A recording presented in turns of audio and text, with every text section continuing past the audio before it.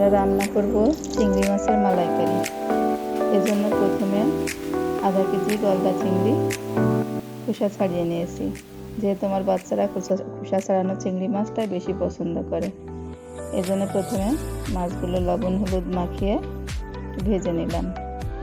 কড়াই থেকে নামিয়ে এবার আস্তে আস্তে তেলের মধ্যে আদা বাটা, পেঁয়াজ বাটা, রসুন বাটা, এলাচ, দারচিনি, পরিমাণ মতো লবণ, হলুদ, একটু শুকনো মরিচের গুঁড়া দিয়ে নেড়ে চেড়ে মশলাটা ভালোভাবে কষিয়ে নেব। জন্য সামান্য পরিমাণ নারকেলের দুধ দেব।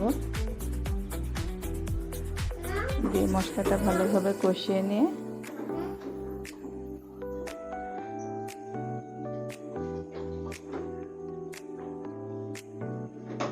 চিংড়ি মাছগুলো ঢেলে দিব।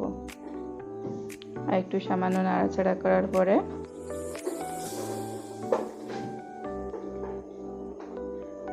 আর একটু নারকেলের দুধ দেব চিংড়ি মাছটা রান্না করার জন্য।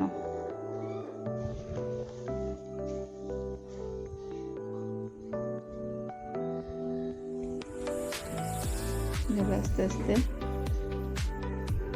বেশ কিছুক্ষণ জাল দিতে হবে। তারপরে যখন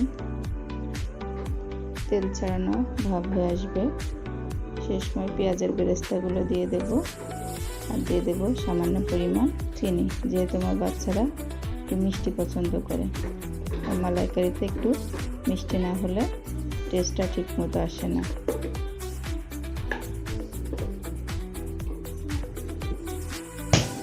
এভাবে তেল ছাড়ানো অবস্থায়